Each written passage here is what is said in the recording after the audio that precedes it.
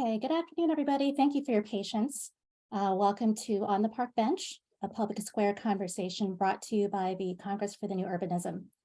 On the Park Bench presents interactive conversation with thought leaders in new urbanism and allied fields related to the built environment. Today's topic is design and development of mixed-use health districts. We have a panel of experts in mixed-use districts who will discuss the many advantages and benefits of including health institutions as partners in creating vibrant and safe communities. Erik Aulestia leads the region and town planning studio at Torti, Gallas and Partners Washington, D.C. office. During his 29+ year career, he has led award-winning planning and design efforts throughout the United States and abroad for both public and private sector clients.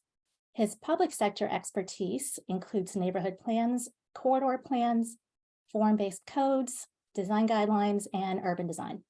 His private sector expertise includes transit-oriented development, mixed use, sprawl repair, master plan communities, and urban design. He also leads TG&P's Healthy Communities and Hospital-Oriented Development Initiatives.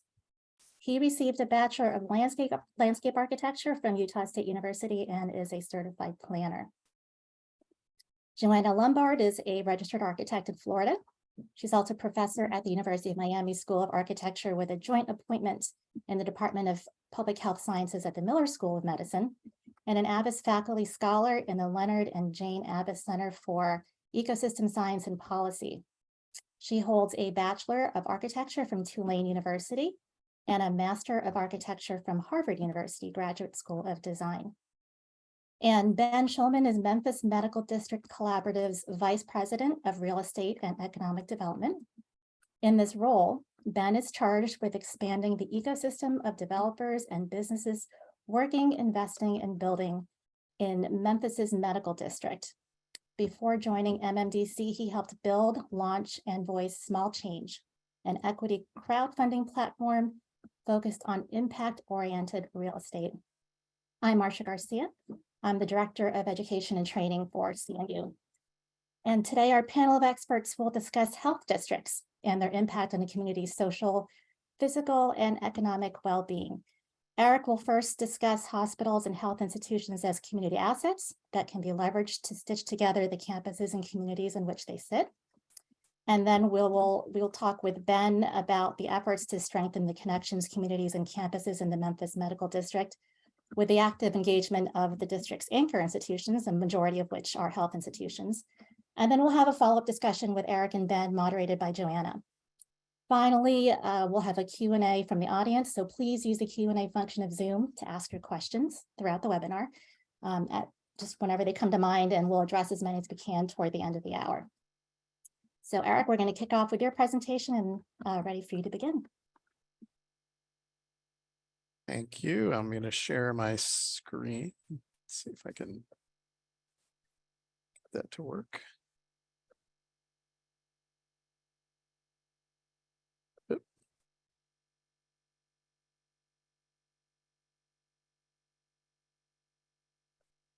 So can you see my screen? Hopefully. Perfect. Okay, so hospitals are very interesting. Some of the learning objectives today that we're going to cover are about understanding the outsized impact of hospitals, understand the concept of hospital-oriented development as a typology or as a paradigm, understand the benefits of HOD, understand the roles that hospitals can play in economic development, and understand a multifaceted approach that really becomes necessary to implement this as an idea. So hospitals employ more than 6.7 million people, and they generate over $900 billion in revenue, and they make up close to 5% of the US economy. They're also often the largest employer in an area. That's true in larger cities, but that's especially true in smaller cities and smaller communities.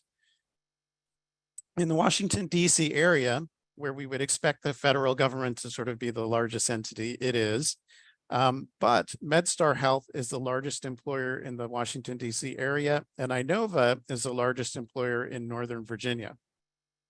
So oftentimes hospitals are really overlooked as being an economic anchor the ability that they have to contribute to economic development, an understanding of what their impact can be in their sort of conventional setting on the environment, understanding sort of the distinction between preventative versus critical care. Hospitals are typically, they're really involved in critical care, although there's a growing kind of awareness about preventative care, and the impact or the relationship that they can have with transit-oriented development. So hospitals have a very competitive environment. So they're competing for a shortage of nurses, physicians, technicians, and they have a big interest in trying to attract those people. We have an aging population in the United States that's going to result in about 2.3 million new healthcare workers. And they employ the full range of workers, everything from very low skilled workers up to highly educated workers. Yet this is what we typically find with the hospital, right? And so the question becomes, if this is such an important part of the economy, if it's such a large employer, can't we do better than this? Can't we do better than the buildings that sit in the middle and the big parking lots or garages that surround their perimeter? And if we sort of change our thinking about these hospitals, we find that they can be an economic development engine. They can have a very strong, resilient real estate model. They can be ecologically sound.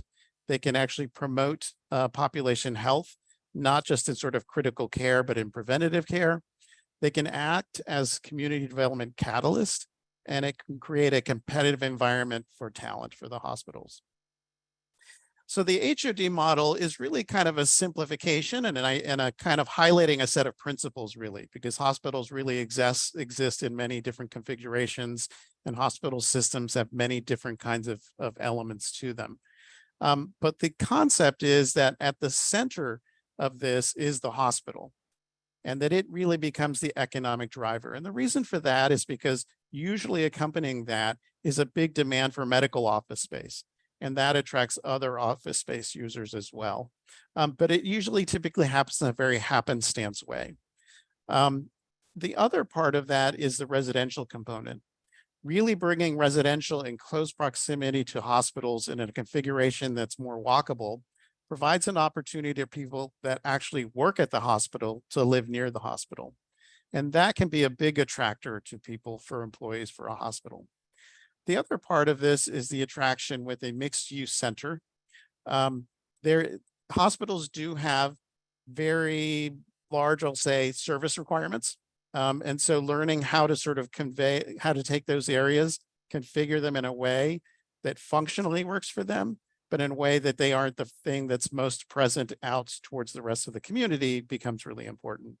So at this interface with the two, bringing mixed use, bringing retail, and then another very important component is bringing open space integrated into that. All of these elements have to do certainly with good urbanism, but they also have to do with creating healthy communities, because research has shown that our physical environment that we design, that we live in, has a big impact on our behavior. And that behavior has a big impact on our health. And so making sure that the hospital isn't just there for critical care once you've gotten very sick, but rather that it's located in a place that actually helps you from getting sick in the first place, is what an HOD model is about.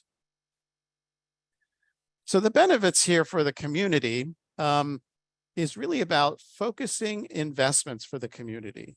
You ask yourself, where are we going to spend infrastructure dollars? Where is mass transit going to be located? That is one of the benefits here, is that it places it in a place that's a big economic engine. A greater density around these would promote mass transit. It provides transportation options for people to get to work. And government hospitals really become cooperating entities that are working together. For the hospital, they're more actively supported, as we talked about. They become more competitive. If you can live close by, and certainly in an affordable kind of situation as well, that's a big draw for people, for employees. It implies a gracious environment, and it's a district or a community form that combines preventative strategies with critical care. We talked about the health benefits of this type of development, really promoting population health, The open space is an important part of that puzzle too, because that improves the psychological health and reduces the levels of anxiety and depression rates in the community. But also thinking about chain grocery stores, which research has shown people consume more fresh fruits and vegetables if that's the case.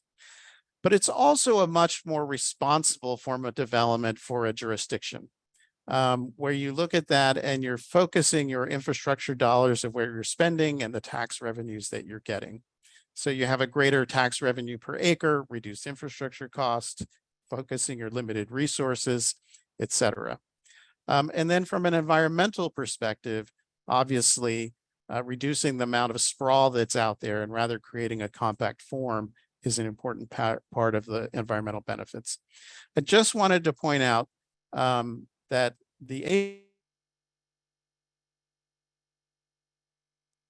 Erik, you went on mute.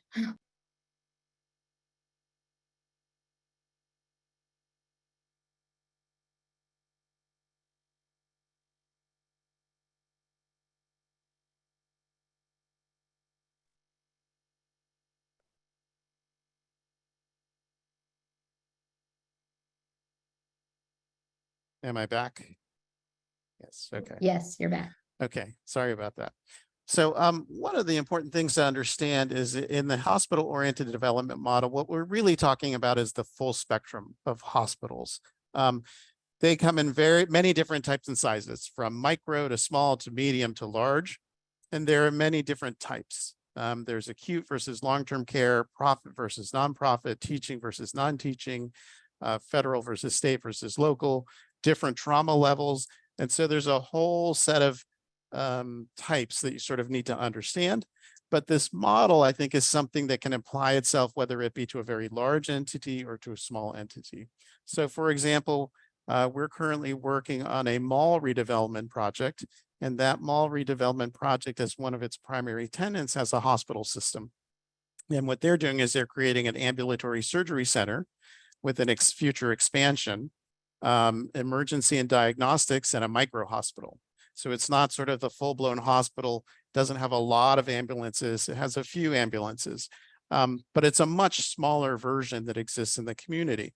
And so that's something that can more easily integrate, I'll say, with something like a mall redevelopment.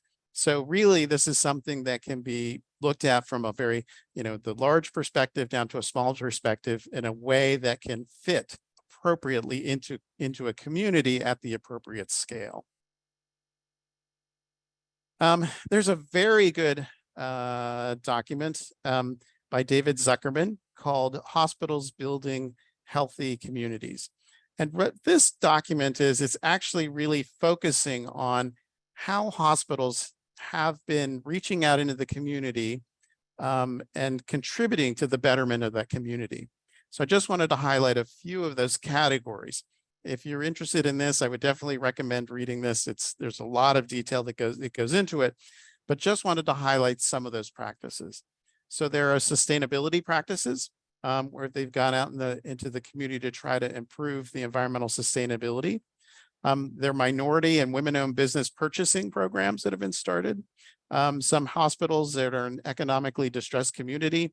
For example, it's maybe something as simple as all the wash gets shipped out to somebody that's going to go and do all the laundry, right? But if you focus on capacity building in the community, you may be able to help bring a business up that can actually be much closer to the hospital and create jobs for the community. There has been some housing development, typically having to do with senior housing or affordable housing. Talked about capacity building, things like local hiring, community investment, and multi-institution partnerships. And these are just a few examples. But hospitals,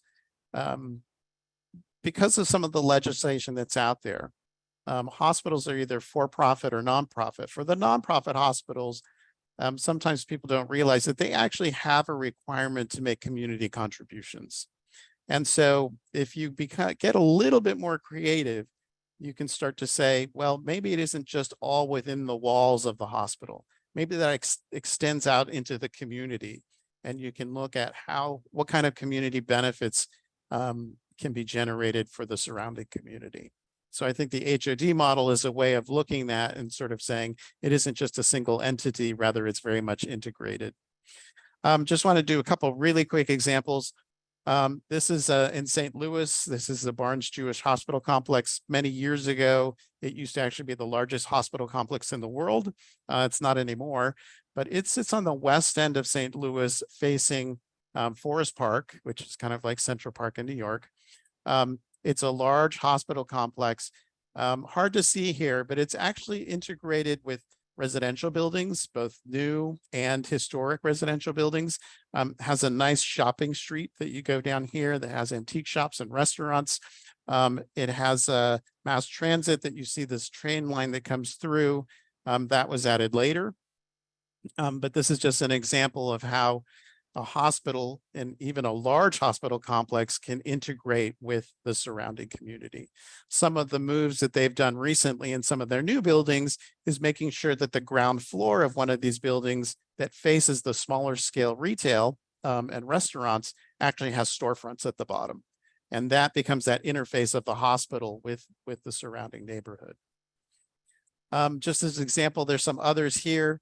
There's the Coeur d'Alene Health Corridor Master Plan, the Florida Hospital Health Village, Baton Rouge Health District, South Bend, Indiana is currently undergoing studies for the north side of downtown, the University of Maryland Capital Regional Medical Center. So these are just examples of this mixed use hospital development that's starting to really be considered and implemented.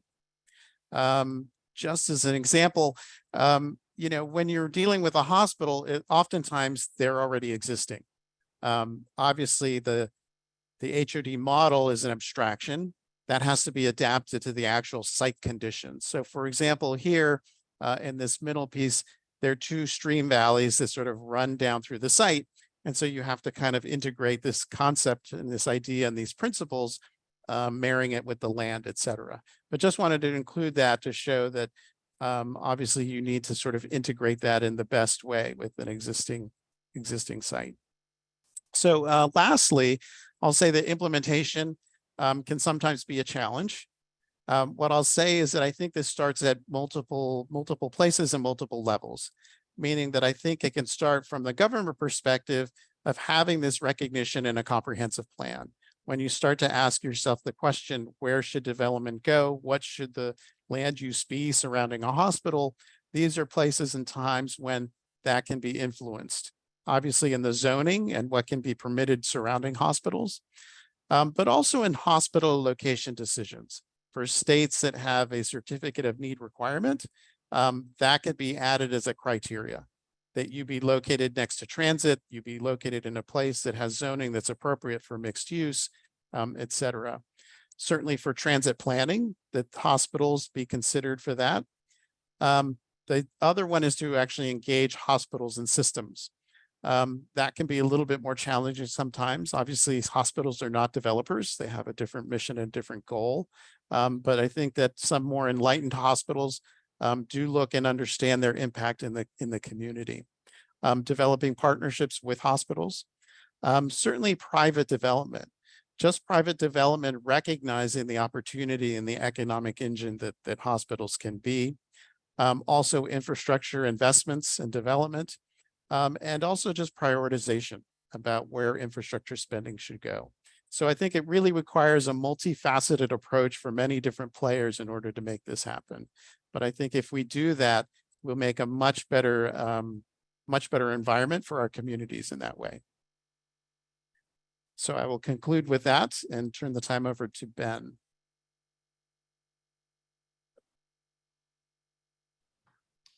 Great. Thank you, Erik. Let me get situated here. Okay, you all can see my screen? We're good? Perfect. Okay. So thanks, Erik, and thanks, Marcia, for the introduction. One quick addition to my bio. Many moons ago, I was also the communications director for the CNU itself. So for those of you out there who may not recognize me because I have a little less hair, good to be reacquainted with you. But today we're going to talk about the Memphis Medical District Collaborative and the Memphis Medical District itself. And Erik, I think you teed up the conversation really well, because I think the work that MMDC is engaged in is a really good illustration of how this can spill, how the community building capacity can spill out of the hospital walls and into the communities themselves. So first, let's ground the conversation in place, right? The Memphis Medical District, the area that we serve, is a 2.6 square mile area that really sandwiches the place between Memphis's downtown to the west that hugs the Mississippi River and a constellation of neighborhoods, both stable residential and commercial pockets known as Midtown, which is just to the east. And these are all enclosed within the George Kessler designed parkway system, a city beautiful gesture that defined the traditional boundaries of the city. Now, one of the things to note about the medical district is that it is composed itself of as I mentioned, 2.6 square miles, but 6 distinct neighborhoods, over 10,000 residents, 8,000 students, and on any given day, 30,000 employees moving in and throughout the district. And one of the things that I found so inspiring about the medical district, and what compelled me to move down here and join MMDC, was how eclectic and electric this area is, architecturally, historically, and beyond. There's not many other places in the United States where you get this degree of texture. And if we look back to the 1970s and at some of the conditions that caused the eventual reason for the formation of MMDC, we can see that a loss of density is predominant. Right? So in the 1970s, there were over 30,000 residents in the medical district. In 2014, when the idea for MMDC began percolating, we had less than 10,000 residents in this place. Like many other cities across the United States, depopulation due to vestiges of redlining practices, white flight, this in Memphis eastward drive towards sprawl was the culprit. And Memphis, like many other cities as well, looked at stabilization through demolition as being a mechanism to control blight, as well as annexation to keep population numbers either growing, static, and or growing. So there was an attendant disinvestment in the area, in the communities. The distinction being, of course, these 8 anchor institutions that remained in place in the area. And when the idea of MMDC was being thought up, we looked at the historic land uses that were evident, right? So a large institutional presence, 575 acres out of that 2.6 square mile territory, tons of surface lot parking, over 270 acres, and limited and inconsistent quality of housing, even within this robust, dense population of institutional uses and individuals who are utilizing those services and are working for those institutions. So the manifestation of this in the cityscape takes shape in a variety of ways, right? And very vehicular, centric, auto-oriented street network, lots of defensive architectural postures, lots of fencing with those tremendously large surface lot parking lots. Erik, you illustrated those as well, essentially acting as disconnection points between the campuses and the communities in which they sit. And then disinvestment of the building stock, leading to general conditions of blight. So the need for an organization like MMDC was pretty evident. And realizing this need for a coordination of revitalization efforts, the area's major anchor hospitals and colleges formed us as a nonprofit entity to manage that shared community development.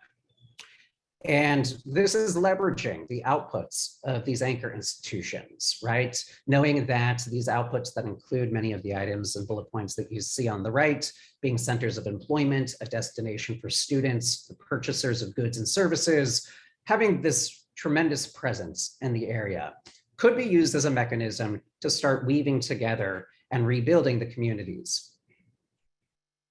So our mission statement is to strengthen the connections, communities, and campuses within the medical district so that they are more vibrant, prosperous, and equitable. I characterize it in a slightly different way. I always say that MMDC stitches together the social, cultural, economic, and built environment fabrics between the campuses and the communities in which they sit. Very similar, obviously. Mine's a little more wordy, but I think it speaks to the dimensions that we work through. And that begs the question, well, what is it that we do and how do we do it? Well, in short, we keep our neighborhoods clean and green. We improve parks, public spaces, and streets. We support small businesses and real estate development. We program the area, and we offer resources to the residents, employees, and students who are utilizing these spaces. Again, just grounding us further in place, 6 distinct neighborhoods, all of them have their own unique histories, conditions, and opportunities. It's our responsibility to take our suite of services and resources and to tailor it to each of these communities, knowing that they all have their own stories and needs, right? Now, this is juxtaposed against the demographics that we know exist within the medical district. Many of the residents, those 10,000 individuals, give or take, within our communities are living with the legacy effects of that disinvestment and depopulation. 41% of households below the poverty line, 89% renter occupied homes, majority African-American in the neighborhoods that we serve. And this is juxtaposed against anchor growth. As you can see on the right, employees growing, procurement muscle growing, and real estate holdings and presence growing as well. We also know that there is a tremendous need for housing across the socioeconomic spectrum. In a market study that we conducted all the way back in 2017, we found that over 2,600, or rather up to 2,635 residential units could be absorbed. With everything that has been planned and come online, we are still about 1,000 units short of meeting that baseline. In 2022, just last year, we revisited the market study and found that multifamily properties are incredibly occupied, right? So this is a very tight market. When you add all of this together, right, in terms of what an MDC's goals and visions are, you can boil it down to these 3 lenses: enhancing the public realm, building community wealth, and catalyzing equitable development. And the anchor institutions are our partners in enabling this work to then filter out and through the communities.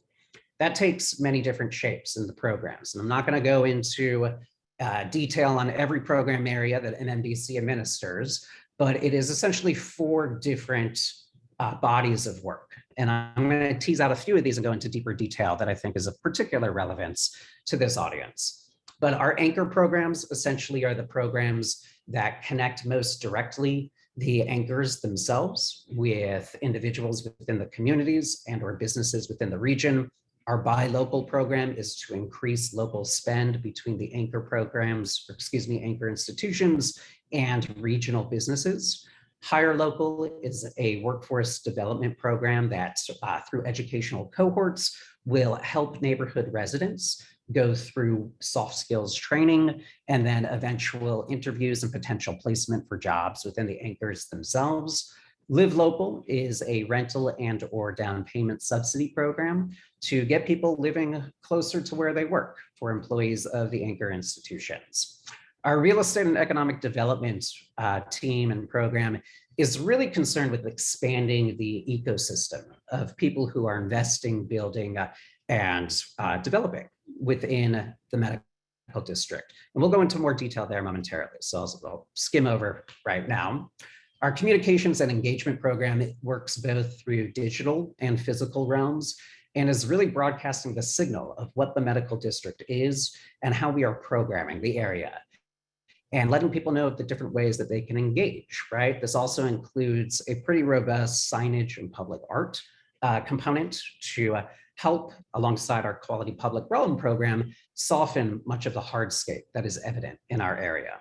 And our quality public realm team works across various dimensions as well. We have a clean and safe streets teams. That is our ambassador program. Those are folks that are performing hospitality services on the ground every day, maintaining clean streets by beautifying the area and collecting litter.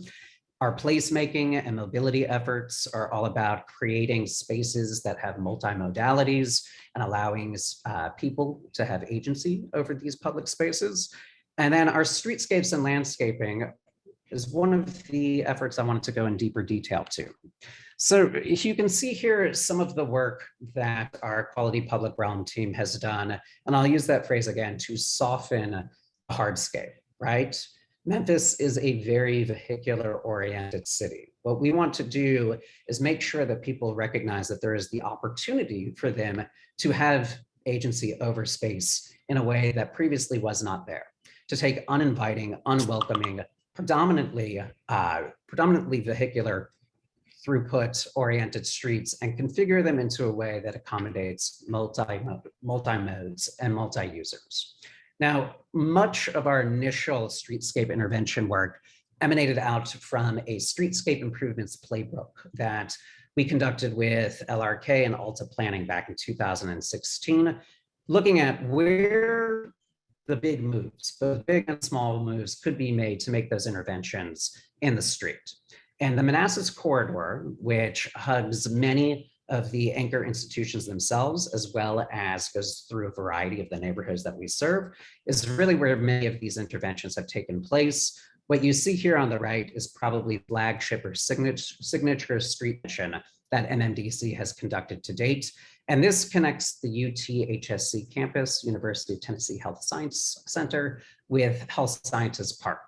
And this just goes into a little bit of further detail, taking a page out of the tactical urbanism playbook of how you can configure existing roadways into a way that allows for a shared user experience. And what happens when you have that shared user experience? What happens when you can take a relatively quick and tactical approach to reframe the perception of place? Well, through that, and I'll use that word agency again, you inform the idea of ownership. You inform the idea that this is an area that is expressing the inherent value that's embedded within it, that is being primed for development, that can span the spectrum in terms of program and can span the spectrum in terms of how we are building equity into that equation. So I'm not going to go into exacting detail on every and all project that MMDC has had its fingerprints on or helped support. But taken at large, as I mentioned earlier, what our economic development and real estate team is tasked with is expanding this ecosystem of those who are working, developing, and investing in the area. That can take shape in many forms. We do a lot of technical and tactical, strategic and design assistance. We are a private nonprofit, so we have no jurisdiction to implement plans on our own, but we do a lot of small area neighborhood planning, listening to stakeholders, and then can make recommendations around what would be the most effective and or impactful moves in a given area. We also have a number of financing tools that can help a project come to fruition. Another way of phrasing what we do is that we can act often as an idea bank, we can often act as a land bank, and in certain circumstances, we can act as a bank. This slide illustrates on that last note how that might come to fruition. So we run 2 grant programs and we run 2 loan programs. Very briefly, our initial, and you can see here, grant program is what we call the seed fund. That provides up to $5,000. I always say that's like your back of the napkin sketch that becomes something more tangible. That leads to 98% of the time architectural renderings and a working pro forma. So development teams can then put their pitch packet together and continue to raise funds for a given project. We also have, you can see here, an improvement grant program. That is up to $25,000. That's actually intended to be split between both property owners and commercial tenants. So $12,500 a piece. The idea there being that everyone gets equal access to equal amounts to realize a project. But that can be used for a variety of activities, anything really to better the experience of a building or a space.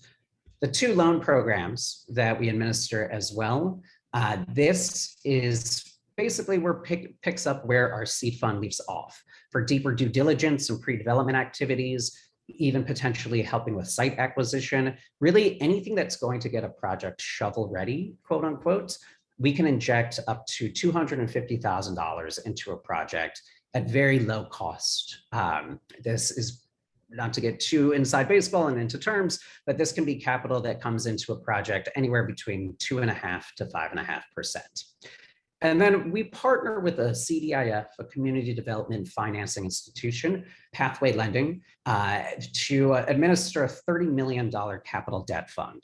And this picks up where our Grow Fund leaves off, right? So it can take an investment position anywhere between $250,000 up to $3 million into a project that really allows a project to be realized, right? This is for construction financing. If there's a gap in a capital stack, this is a flexible financing framework to recognize that there is a need to catalyze development activity in an area where the market traditionally has looked askance at doing so. And just very quickly want to mention the very unique way in which this fund was structured. So these 3 regional banks contributed $10 million apiece to the fund. That allows them to take advantage of their CRA credits without underwriting individual deals. And then the Kresge Foundation and Hyde Family Foundation were absolutely instrumental in helping to architect this fund and allow it to do what it is intended to do. So very quickly, in conclusion, as we inch towards a conclusion, I want to illustrate some of the projects that we have touched. So we've touched projects at any stage, at every scale. This is a project that we issued both pre-development as well as improvement grant funding to. We have very little historic building stock in the medical district, and there's a very strong need to preserve that historic building stock so we can continue to broadcast the stories that are embedded in this place. The historic terracotta was in disrepair of the Pritchard Plumbing building here. We were able to provide improvement grant money for the restoration of such. This is a brand new cocktail lounge that is owned by a minority entrepreneur who also has a marketing business in the medical district as well. You can see here, this was fairly blighted, which we provided capital to both the Inkwell owner, who used that grant money for tenant fit out, as well as the property owner, allowing this to be a now very actively utilized space. The Greyhound Historic Bus Station is an adaptive reuse project. Its current use is as storage, public storage facility, as well as a few artist studios as well. This will be converted to over 60 residential units. As well, you can't see it here, there's an annex in back that's existing. That will be a medical facility, so providing much needed housing in the medical district while again preserving historic building stock. And then Orleans Station is without a doubt the most significant in terms of size development that is occurring in the medical district. Another very unique approach to how ground up development can occur. This is all property, 10 acres by the university, owned by the University of Tennessee Health Sciences Center. That was either vacant, parking, or underutilized.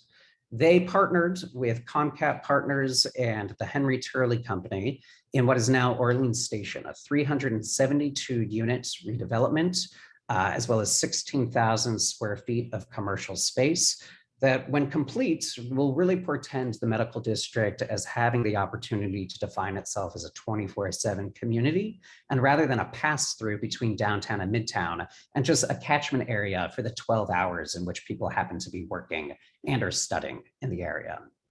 And the last project I wanted to show is Malone Park Commons. Malone Park Commons is a great illustration of missing middle housing that can complement the existing urban fabric while injecting a degree of density into the area. Development is led by Jones Urban Development, a great new urbanist team that opened this first phase in July of 2021, 11 units that span the spectrum from cottage court studios up to 2-bedroom units. It was immediately sold out. We've injected capital into this project in both phase 1 and phase 2. You can see construction is happening right now. When fully realized, this will be a 35-unit development with 3 commercial units as well. In these mixed structures that our economic development team has had a hand in helping secure tenants in those spaces as well. So at a very large glance, just some of the activities that we were engaged in last year, you can see through our building community wealth lenses, we've been able to really increase that by local capacity. 180 plus individuals served through our workforce development program, and catalyzing equitable development, 800 plus new residential units announced. Not every single one of those units or projects will actually be realized. This is a very difficult time in a macroeconomic sense, but it still indicates, one, the baseline demand that is evident in the medical district, and two, the still increasing drumbeat of investment and opportunity that people see because of the engagement that MMDC has with its anchor institutions and working with the community at large to really drive and reform and reframe the perception of place. And then lastly, enhancing the public realm. You can see the continued work that happens on a daily basis. That is what our ambassadors are doing each and every day, really being the face of the organization. And then lastly, it would be remiss of me not to mention, as many of you know, our good friend Tommy Pacello, a devout new urbanist, who is the reason that I am in Memphis, Tennessee. Tommy and I had many conversations, and he bromanced me to Memphis from the Hudson Valley in New York to work with the medical district. Tommy, as many of you know, Tommy unfortunately passed away a few years ago, but the legacy of his work lives on in the medical district every day, as well as nationally in spaces that he touched. The Tommy Pacello Placemaking Fellowship is now open and is open through July 31st.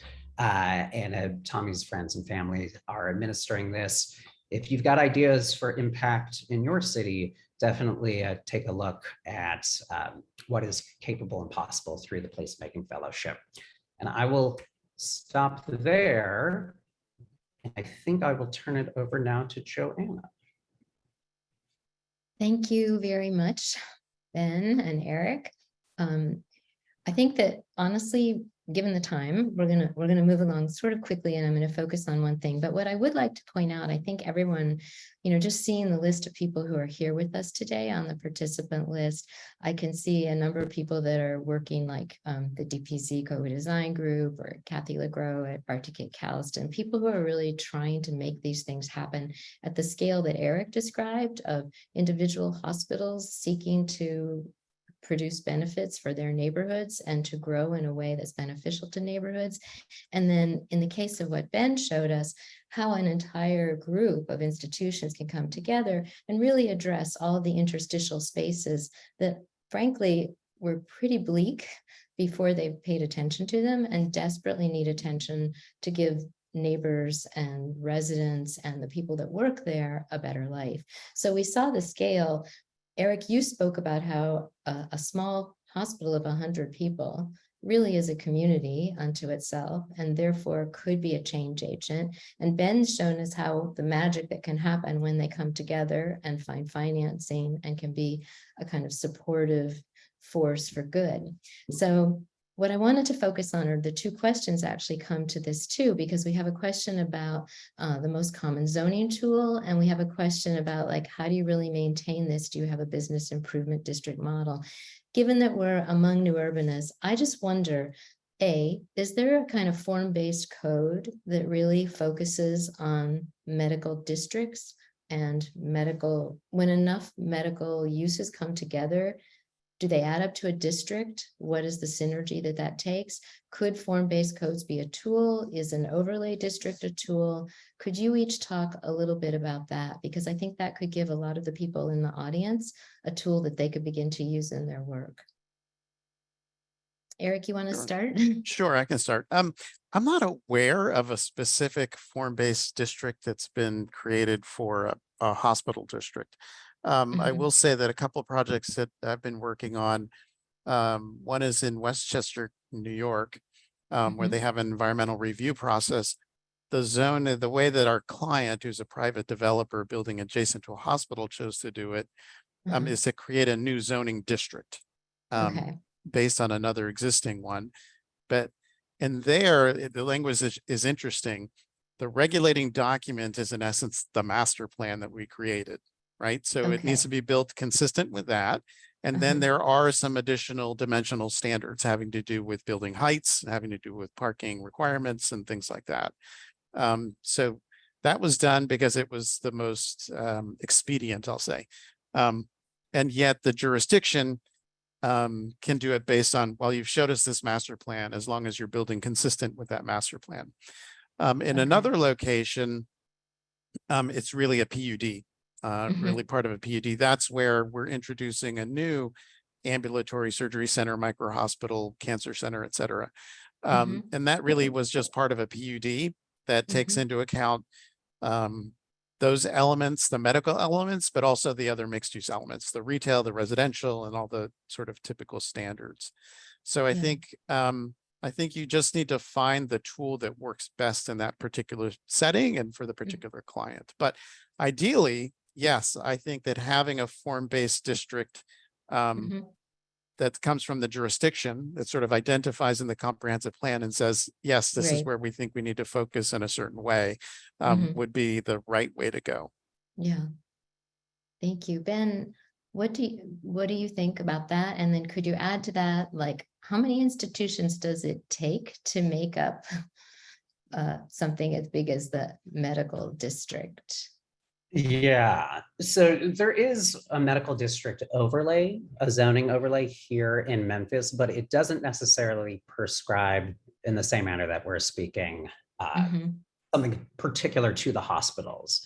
And when you think about that in application within the medical district itself, there's one core area where we have the Southern College of Optometry, Regional 1, and Methodist University.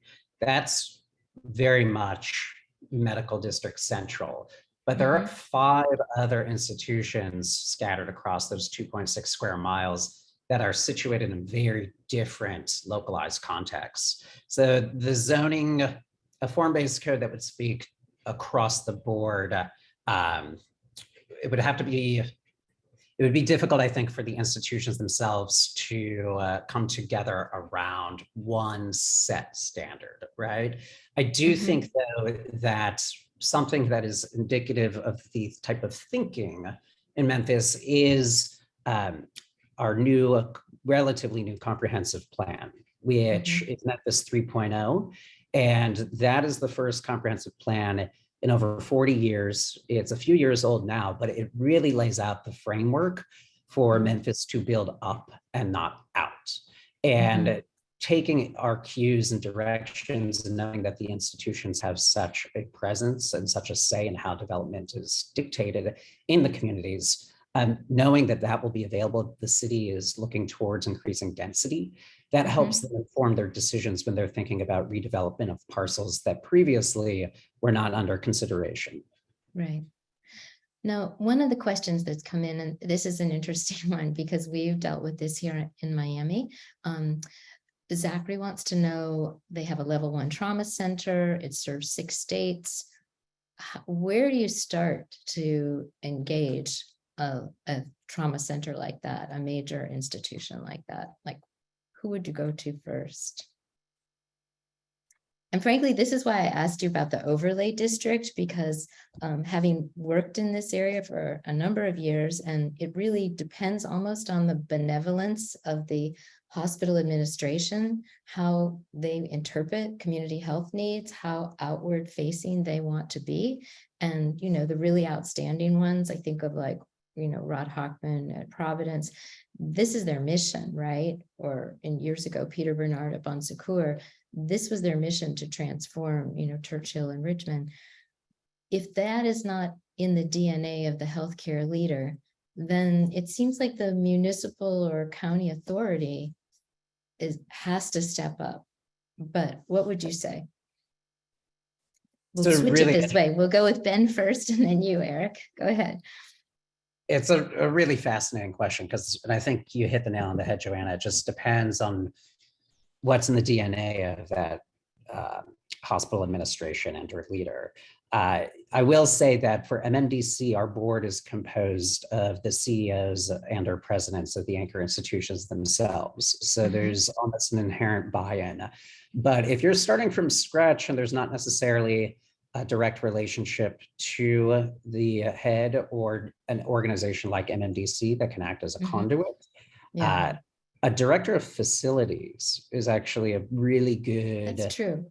Yes. a really good entry point. And often that conversation, because the director of facilities is always thinking about their campus in the context of the surroundings. So that conversation, at least initially, could lead to hopefully additional and deeper connections. Yeah. Erik, what do you think? You work directly with those directors of facilities in the healthcare Yeah, institute. I'd say it's a little bit tricky, right? I think really it comes down Yeah. to, let me try to understand what is the most important to them, Mhm. right? And let me then explain how this can help you, right? Right. And so in one hospital system in Maryland, what they're looking at right now is how can they make use of land that they currently have that they're not using for residential? Because they understand that they're in a position where they're having difficulty attracting the staff that they need. Right. So I think that that's one of the big selling points, is to say, how would this mixed use development benefit you as a hospital? Right. So I Mhm. think that's how we have to sort of talk about it with them in many cases. And then from the other perspective, if they aren't interested, because that's not what they do, right? They're not developers. It's not part of Right. their mission. Right. it- um, then it really is about, I think, the jurisdiction looking at the land around you. And a lot of Yeah. times with existing hospitals, if you try to think about, oh, how would I start to integrate this? You start to think about it and say, boy, that's really hard. So is there one side of the hospital that we can focus on? Right? Right. Where maybe Right. there's some parking lots and that could be the position for 2 medical office buildings. Yeah. And then Yeah. that then interfaces across the street with a kind of mixed use walkable development, and sort of start to focus on that one interface. Yeah. Well, you've pointed out, though, I think a really great portal into this conversation, because the need for nursing care, the need for nurses, the need for staff is so great. Retention is such an issue. It costs a fortune to bring someone on board. You lose them and you start all over.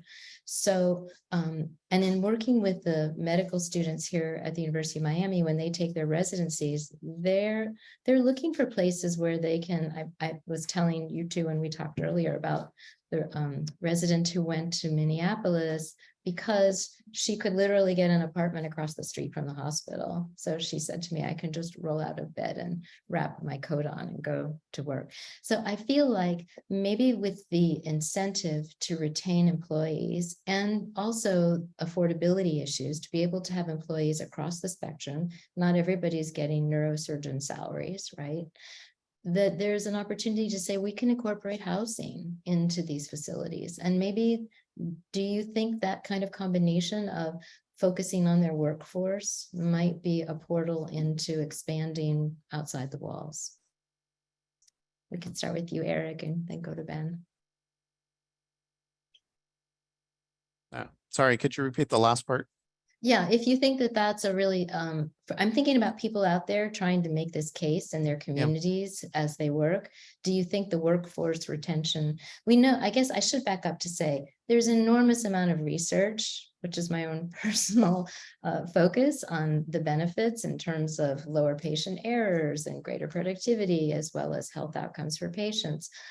But if we set all that aside and we say an economic incentive seems to be at the top of the scale of what people care about, do you think the workforce retention and caring for that workforce, where the desire to do good for the community may not have immediately come to the front of the brain, the desire to retain a powerful workforce might be a kind of motivator? Absolutely. Yeah, I think that's absolutely a motivator. And I think it's something that I'm seeing more of as time goes by, right? As we start to get in the situation with many, many more people retiring and getting older and aging population, and Right. recognizing their needs that they're going to have in the future also, I think is very much so probably a good starting point, right? It's all about self-interest. How does it benefit the hospital, right? And so I think that's a great place to start. Yeah.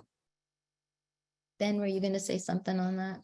Yeah, I would just echo and say it is essential. When we think of some of our anchors who are undergoing expansions right now, their ability to attract talent Mhm. is Mhm. completely tied up with the availability of housing. Yeah. And if there's not housing available, they are at a disadvantage as these jobs are so scarce across the country. Yeah. So one of the things that we are trying to do is look at how that happens at different scales. We don't directly work on developing any hospital-owned property. But we obviously work very closely with the respective anchors on advising what can possibly be done. And sometimes that takes the form of larger scale developments. Orleans Station, which I showed, is a great illustration of such.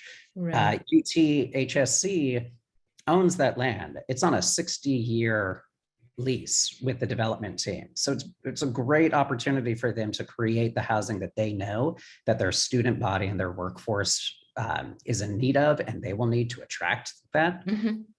And then they, at the end of 60 years, that land reverts back to the University of Tennessee. That can Yeah. happen with some of the other anchor institutions, which has holdings of those size, but there are Right. also many incremental lots as well. And what we have been doing is working with developers to essentially create a standardized way of looking at the incremental lot and infilling in that fashion, and then working with the anchor institutions to think, okay, we can do it Yeah. at large scale and the small scale. You really need both. And you Right. really need both to accommodate the spectrum of employees that they are Yeah. trying to attract. And that's really Exactly. how you make that connection Yeah. and get the mix of incomes for mixed communities as well. So I realize we're at the hour and maybe we should, I mean, we have lots to talk about. Ward said, let's get down to the nitty gritty of the design because he's 100% right.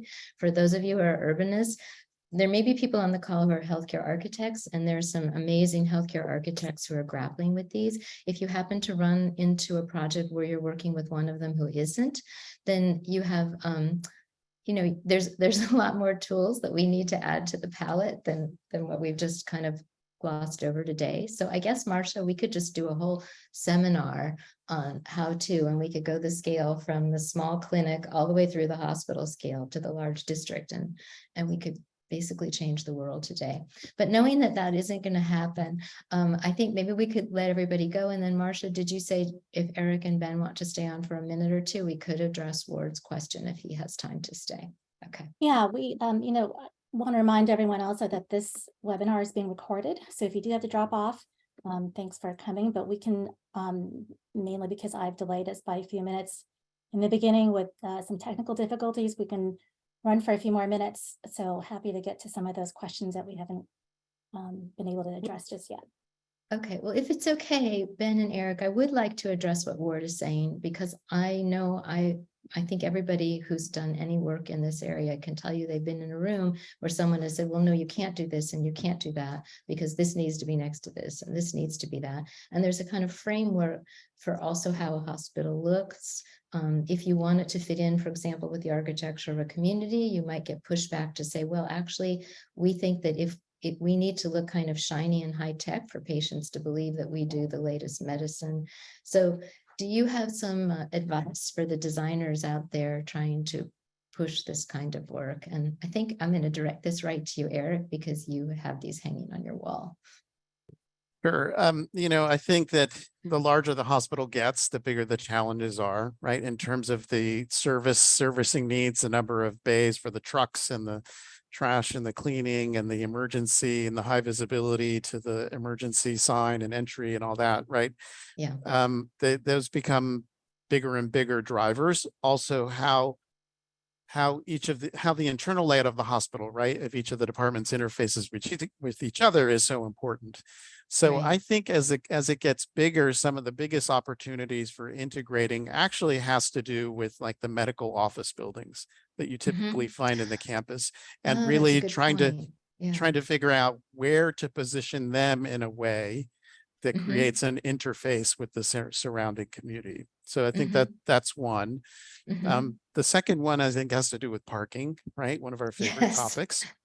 Right. And that has to do with, a hospital may start out with surface parking and eventually move into structured parking. So I think in some cases, it's about really having a master plan that looks long-term, that in the Mhm. short term, maybe it is going to be service parking. Maybe there is only one interface at one point. But Yeah. in the future, you position and know where the garages are and where the Right. next kind of medical office buildings are going. Yeah. So I kind of feel like those are the easier places to sort of interface with the surrounding community.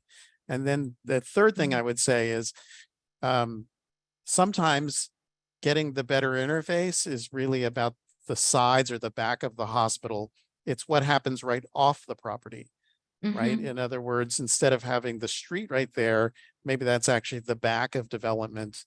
So that you're in Right. essence have a street, building, and then hospital service functions. Right. So you kind of share that service with another use that has a Right. front face. Right. Right. And to the parking issue, Ben, you deal with this in the district. One of the, I thought, clever ideas that Javier Iglesias and Liz did for a hospital in Richmond was to design the layout so that each parking unit could be a future block. That could be designed eventually to have front-facing structured buildings with structured parking. The reluctance for structured parking seems to basically be a cost factor more than anything else. Do you think, Ben, in the district, is that a strategy that you're trying to do where you kind of design it for a future city and imagine it eventually being encompassed in structures? Well, I'm smirking because parking, as we all know, is the $1 million question, right? So have those specific designs been broached? The short answer is no.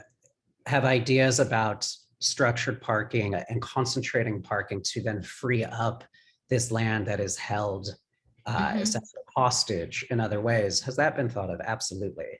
We work very, very closely with the Downtown Memphis Commission, which is a sister agency, very different. They are quasi-governmental. And while most of the medical district is within the CBID, they serve a much larger area, and obviously with a concentration of in downtown.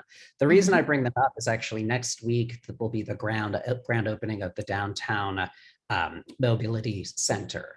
And this is essentially what we are discussing. It is a facility that has structured parking, it has a EV share, it has bike share, it has shower facilities, and it is attempting to both be the nitty-gritty of concentrating activity and building a physical space where you can then free up land for other better uses.